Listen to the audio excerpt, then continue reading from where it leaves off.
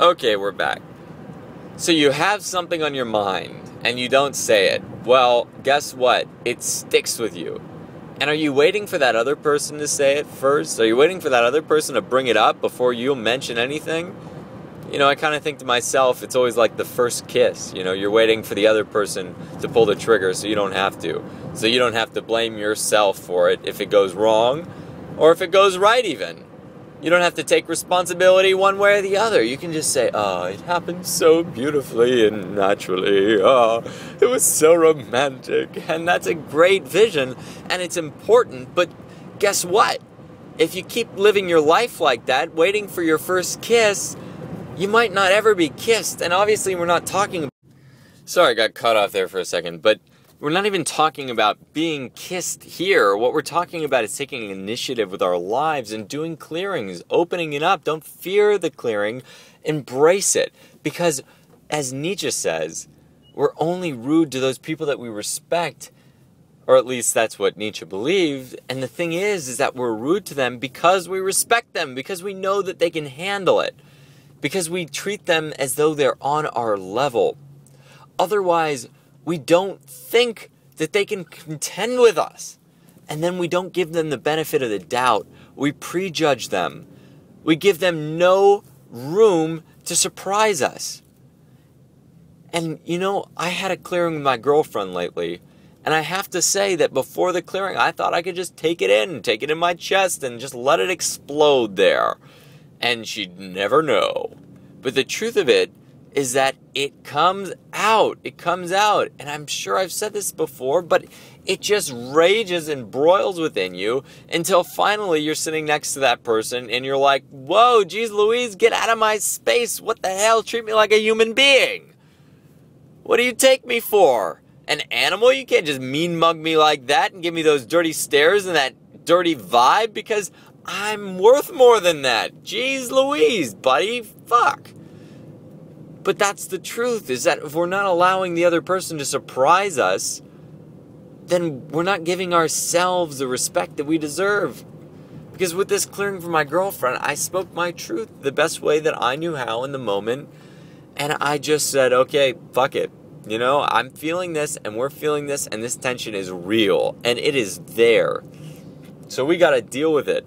And now this is the time to really go through with it. And I also recommend inquiry. Inquiry is something that I've learned actually from my friends Ain Sullivan and John Patrick. Two wonderful, wonderful human beings. And Courtney and I have taken it and developed it a little bit.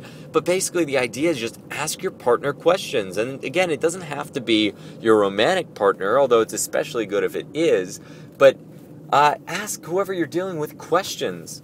How are you feeling right now? What's going on? Do you have any negative charges with me? What can I do to make this better for you? What do you need to say to me? What came up with you recently that you need to get out of yourself? Why are you afraid of getting this out? Do you feel any tension in your body? Right? If you start with emotions in the body, you allow this stuff to come out and to clear. And I'll tell you what, it'll save a relationship. It'll save a relationship. Mark my words, because look, the only antidote to that disgust, that curling of your lip that strikes over your entire heart, is to clear it, is to release it, to bring it up in front of the other person and to actually deal with it. Otherwise, we just internalize it and it deals with us. It eats us alive like a worm in an apple core. And guess what? Our hearts grow rotten and we develop trauma. And it doesn't matter what it is. Maybe your partner looked at you funny, right? I mean, at the end of the day, we're always dealing with ourselves. So part of these clearings is saying, like, this is how I'm feeling about it. This is my issue, right? And not putting it on the other person.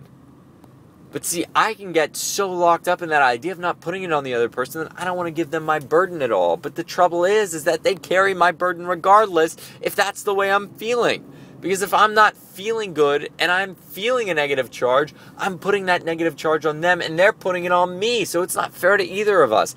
I felt it palpably when my girlfriend had that negative charge. I felt it in my heart, in my core, in my being. And she felt my reaction too. And you know what? I thought to myself for a moment, you know what? This is never going to work. This is it. This is the end of it.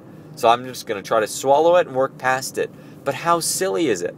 Again, I did not give her the trust that she deserved.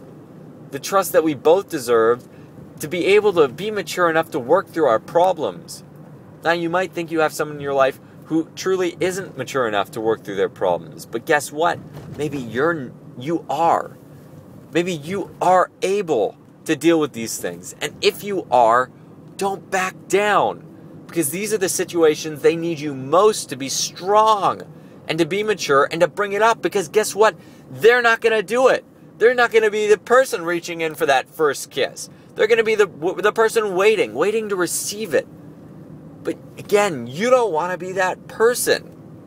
Because then you're not acting in your life. You're reacting. And when we get caught in a cycle of reacting, guess what? We're not living deliberately. We're not living freely. We're not truly living our lives. We're just a domino in the stack being hit around by other dominoes, responding flagrantly. Don't live like that. It's not worth it. Because then you'll never get what you want. Get what you truly want. You only get what's available. And sometimes to get what you truly want, you have to make it available. And that's a power you can develop. And that's a power that you have. So let me encourage you to set those bombs off. Not to internalize them. To let them go. Let them explode. To run into them. And not to be afraid that they might go off. Because you might pleasantly surprise yourself and realize that there's nothing there. You might diffuse it before it ever goes off. But I'll tell you one thing. That you'll die sitting around waiting for it. Waiting for someone else to diffuse it. You'll die doing that. And you might have people in your life who you have serious charges with. Again, families that you know that have broken up, filled with disgust for their other family members because their charges are huge. Right? And sometimes they need to explode. They need to explode to get it out, and then it's cleared. It's gone. And that's one of the reasons why I love emotional people so much. Actors and actresses. Because they can really express themselves, and they can release all that shit. Release everything. Let it all out like a huge volcano bursting, and then, relax. Like a giant emotional orgasm. That's what it is. It's a giant emotional orgasm. Especially if you're in an intimate relationship. You might be physically orgasming, but emotionally orgasm all over each other. It could be a new sexual thing that you do together. And I apologize if this is supposed to be PG-13 and that wasn't safe for work. But come on, what's an orgasm? It's a release. It's a build-up and it's a release. And that's all we're talking about here, is you have the build-up, and if you don't have the release, guess what? You carry that on. It turns into density and disease.